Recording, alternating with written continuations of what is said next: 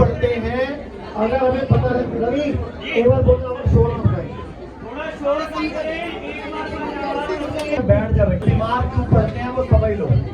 आयुर्वेद कहता है सर्वे रोगा अपि मंदाकिनी ही अजीर्ण मलिने कुपित मल संचते, मतलब सारे के सारे रोग एक ही कारण से होते हैं, मंद अग्नि यानी कमजोर पाचन तंत्र, यानी कि खाना ढंग से हजम नहीं होना, यानी कि पेट साफ नहीं होना।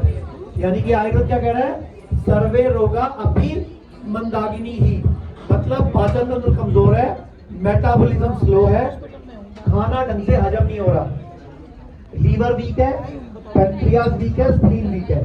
अब आयुर्वेद के हिसाब से खाना भी खाना है, पानी भी खाना है, हवा भी खाना है, सुनना भी खाना है, देखना भी खाना है, सोचना भी खाना है, और हमारे आसपास अगर एनवायरनमेंट नेगेटिव है तो वो भी इफेक्ट हमारे खाने पर आता है। यानी कि अगर हम टेंशन में है, परेशानी में है, मूड खराब है, गुस्से में है, लड़ाई में है, झगड़े में है या स्ट्रेस है, तो हमारा खाना ढंग से हजम नहीं होता। अब खाने में हम खाना खा रहे हैं, प्लस हम पेस्टिसाइड भी खा रहे हैं, हम दवाइयाँ भी खा रहे हैं, हम नकली मिलावटी कोल्ड ड्रिंक पी रहे हैं, हम दूध भी नकली पी रहे हैं, या कोई मिलावटी चीजें खा रहे हैं, तो बॉडी में सब कुछ इकट्ठा हो रहा है। तो आयुर्वेद कहता है सर्वे रोगा अपि मंदाकिनी ही, कि सारी बीमारी की जड़ मंद अग्नि है। श्लोक का अगला हिस्सा क्या है, अजीर्ण, इससे इंडाइजेशन हो जाता है, अपच हो जाती है। कुपित मल संचते, जितना भी बॉडी में हजम नहीं हुआ वो सारा संचय हो जाता है, यानी कि मल जो है, मल वो इकट्ठा हो जाता है। जैसे आप में से किसी के ब्रेस्ट में गांठ है, आप बोल रहे हो ब्रेस्ट कैंसर, हम बोल रहे हैं ब्रेस्ट में कुपित मल संचय। आपके किसी के बच्चेदानी में रसौली है, ट्यूमर है, सिस्ट है, ओवरी सिस्ट है, या पीसीओडी है, या कोई और गांठ वगैरह है, आप बोल रहे हो बच्चेदानी की रसौली, हम बोल रहे नहीं। यूट्रस में कुपित मल संचय, किसी को गॉल ब्लैडर में स्टोन है तो गॉल ब्लैडर में कुपित मल संचय, किसी को किडनी में स्टोन है तो किडनी में कुपित मल संचय। मतलब आयुर्वेद कह रहा है सब कुछ अधपचा भोजन है। अब वो चाहे भोजन के तौर पे आपने माइक्रोप्लास्टिक लिया, जैसे डिप्टी वाली चाय उसमें भी माइक्रोप्लास्टिक है, प्लास्टिक की बोतल में पानी पिया तो भी माइक्रोप्लास्टिक है। तो आयुर्वेद कह रहा है जो भी पेट में गया और वो हजम नहीं हुआ तो वो बीमारी बनेगा।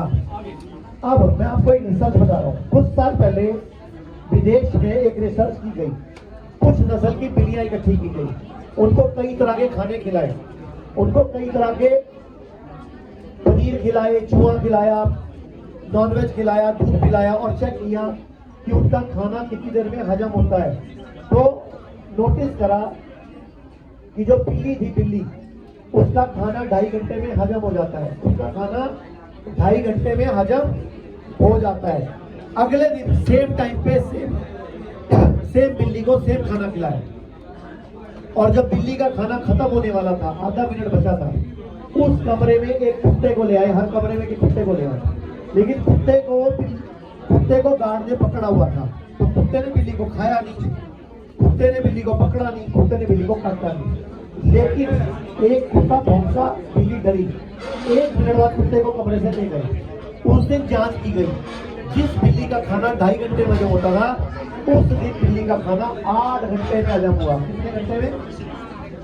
8 घंटे में हजम होना शुरू हुआ। और जब बिल्ली की जांच की गई, उसकी बॉडी में जो स्ट्रेस हार्मोन होता है, कार्टिसोल और कई तरह के स्ट्रेस हार्मोन होते हैं बॉडी में, वो 8 से 15 गुना पाए गए। यानी कि क्या रिसर्च में साबित हुआ कि अगर हम मेंटली परेशान हैं, अगर हमें कोई डर है, हमें कोई वहम है, हमें कोई शक है, हमें कोई चिंता है, तो भी खाना हजम, और वही खाना ही बीमारी बनता है।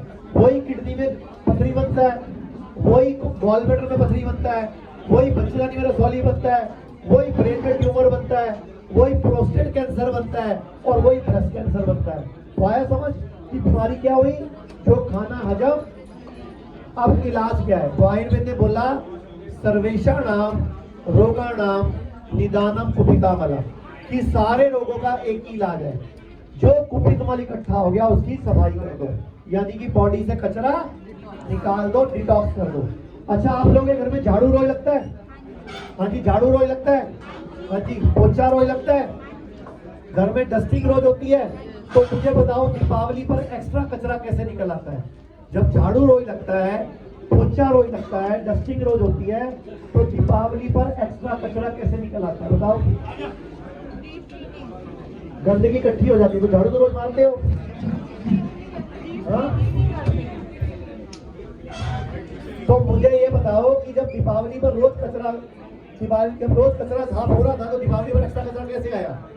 तो ऐसे ही रोज आप पॉटी करते हो, रोज आप सुसु करते हो, रोज आपको पसीना आता है, इसके बावजूद कैंसर आ रहा है, उसके बावजूद हार्ट में ब्लॉकेज स्टंट डल रहे हैं, उसके बावजूद हम मोटे हो रहे हैं, उसके बावजूद हमारे प्रोस्टेट कैंसर हो रहा है, क्योंकि हमारी बॉडी में भी रोज क्लीनिंग अच्छे से। तो उसके लिए ही हर 6 महीने बाद हम बोलते हैं पंचकर्मा कराने के लिए। सिर्फ अगर कोई स्वस्थ है, कोई बीमारी नहीं है, अगर वो हर 6 महीने बाद सिर्फ 8 दिन के लिए वमन और विरेचन करवा ले, सिर्फ 8 दिन के लिए 6 महीने बाद, इस जन्म में वो जब तक जिएगा कभी बीमार नहीं पड़ेगा, इस जन्म में बीमारी। लेकिन हर 6 महीने बाद, जैसे स्कूटर की सर्विस होती है, कार की सर्विस होती है, बाइक की सर्विस होती है, हमें अपनी भी करवानी पड़ेगी। और सारे हेल्थ इंश्योरेंस चलते हैं, तो अगर हेल्थ इंश्योरेंस है, CGHS है, ECHS है, तो इलाज फ्री होता है, पैसे लगते ही नहीं। तो बंद कर लो इसको।